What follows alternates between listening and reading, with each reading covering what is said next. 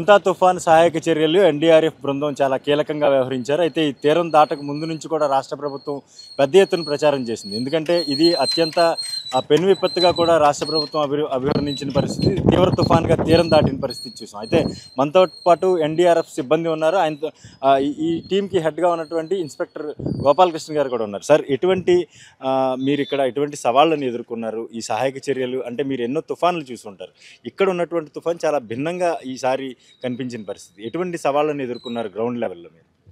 మెయిన్గా ఏంటంటే ఈ మోంతా సైక్లోన్ దృష్టిలో పెట్టుకుని రాష్ట్రంలో ఉన్న పలు వివిధ ప్రాంతాల్లో కూడా మన ఎన్డీఆర్ఎఫ్ టీములను డిప్లాయ్ చేయడం జరిగింది. మెయిన్గా ఆంధ్రప్రదేశ్లో ఉన్న మెయిన్గా కాకినాడ పరిసర ప్రాంతాల్లో చూసుకుంటే ఇక్కడ మన పక్కనే చొల్లంగిపేటలో కూడా ఒక టీం డిప్లాయ్ అయింది. అలాగే మన ఉప్పాడ పిఠాపురంలో కూడా టీములు డిప్లాయ్ అయ్యి, అలాగే యానం అమలాపురంలో కూడా మన టీమ్స్ డిప్లాయ్ అయ్యడం జరిగింది.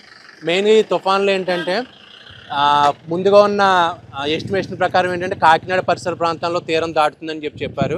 తర్వాత నర్సాపురం ప్రాంతంలో తీరం దాటడం జరిగింది.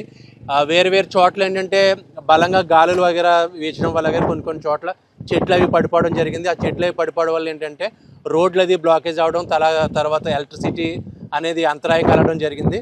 నిన్న మా సిబ్బందితో కలిపి ఆ మొత్తాన్ని క్లియరెన్స్ ప్రోగ్రామ్ అది చేపట్టాం. అలాగే చాలా ప్రాంతాల్లో ఏంటంటే లోతట్టు ప్రాంతాల్లో ఉన్న ప్రజల్ని వాళ్ళని ఎవాక్యుయేషన్ ద్వారా వేరే సముదాయాలకు ఎక్కడైతే గవర్నమెంట్ ప్రొవైడ్ చేసిందో ఒకటి షిఫ్ట్ చేయడం జరిగింది. టోటల్గా ఏంటంటే నిన్న ఒక్కరోజు టోటల్ 260 మందిని మేము ఎవాక్యుయేషన్ చేయడం జరిగింది. అలాగే నిన్న ప్రమాదవశాత్తు ఇక్కడ జరిగిన మన కాకినాడ రేవులో జరిగిన ఇన్సిడెంట్లో కూడా ప్రజెంట్ మన టీం పార్టిసిపేట్ చేస్తుంది. ఇక్కడ ఒక వ్యక్తి సాయి అనే వ్యక్తి ఇక్కడ పడిపోవడం జరిగింది. ఆ వ్యక్తిని వెతకడానికి అని చెప్పి మన సహాయ బృందాలు ఇక్కడ మన చర్యలు చేపడుతున్నాయి. మన కొన్ని బోట్స్ అది కూడా ప్రజెంట్ ఇందులో వచ్చి డిప్లాయ్ ఉన్నాం. అలాగే ఈ డ్యూటీతో పాటు మిగతా కూడా ఇంకా ఎక్కడైనా కూడా కొన్ని చోట్ల నుంచి రోడ్ బ్లాకేజ్ అయ్యని చెప్పి కూడా మనకి పాయింట్స్ రావడం జరుగుతుంది. దానికి కూడా నెక్స్ట్ ఈ డ్యూటీ అయిపోయినట్టు అక్కడ కూడా వెళ్ళి మేము రోడ్ క్లియర్ చేయడం జరుగుతుంది.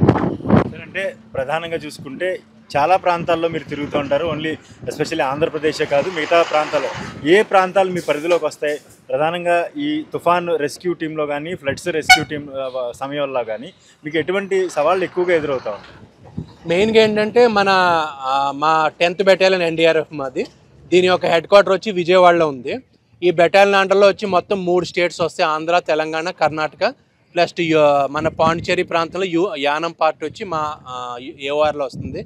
ఈ మెయిన్ మన ఆంధ్రప్రదేశ్లో చూసుకుంటే ఏంటంటే మీరు మొత్తం భూభాగం అంతా కూడా ఎక్కువ కోస్టల్ ఏరియాస్తో మనకి కవర్ అవడం జరిగింది.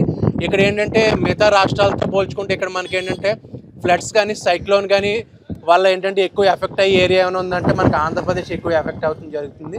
మెయిన్గా ఈ ప్రాంతంలో వాటర్ బాడీస్ కూడా ఎక్కువ, తర్వాత సముద్రం కూడా ఉండటం వల్ల ఏంటంటే గాలుల వల్ల కూడా కొన్ని విపత్కర పరిస్థితులు కూడా ఎదురవుతూ ఉంటాయి.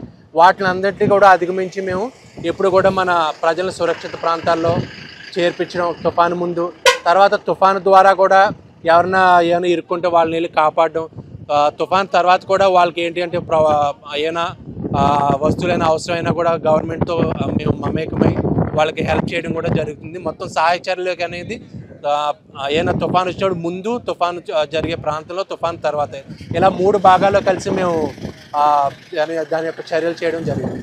సార్, ఆన్ షోర్ కానీ ఆఫ్ షోర్ కానీ అంటే సముద్రం వెలుపల బయట లోపల కూడా మీకు ఎక్కువగా మీరు రిస్కీ ఆపరేషన్స్ చేస్తూ ఉంటారు. అటువంటి సందర్భాల్లో మీకు ఇచ్చినటువంటి శిక్షణ ఉపయోగపడుతుందని చెప్పుకోవచ్చు. అయితే మీకు ప్రధానంగా చెప్పుకోవాలంటే ఈ క్లిష్టమైన పరిస్థితుల్లో మీరు జనరల్ పీపుల్ కన్నా కూడా చాలా దృఢంగా ఉంటారు. కానీ దానికి ఉన్నటువంటి మీకు ట్రైనింగ్ ఏ విధంగా ఉంటుందంటే?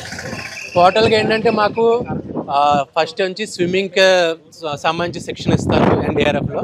అలాగే ఏంటంటే బిల్డింగ్స్ అవి ఏమైనా పడిపోయినప్పుడు ఆ బిల్డింగ్స్ అవి, ఆ డెబ్రీస్ని అవి కట్ చేసుకుంటూ లోపలికి ఎలా వెళ్ళాలి, దానికి కూడా సిఎస్ఎస్ఆర్ అని చెప్పి కూడా ట్రైనింగ్ ఉంటుంది.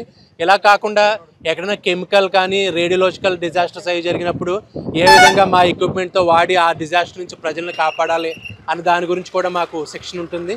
ఇలాగే కాకుండా ఏమైనా ఎత్తు బిల్డింగుల్లో అది ప్రజలు ఇరుక్కుపోయినప్పుడు, ఒక అగ్ని ద్వారా ఏమైనా బిల్డింగ్లో ప్రజలు ఇరుక్కుపోయినప్పుడు ఒక రోప్ ద్వారా మనం బిల్డింగ్లోకి ఎలా వెళ్ళాలి, అక్కడ ఉన్న ప్రజలను ఎలా సేవ్ చేయాలని దాని గురించి కూడా మాకు ట్రైనింగ్ ఇవ్వడం జరుగుతుంది.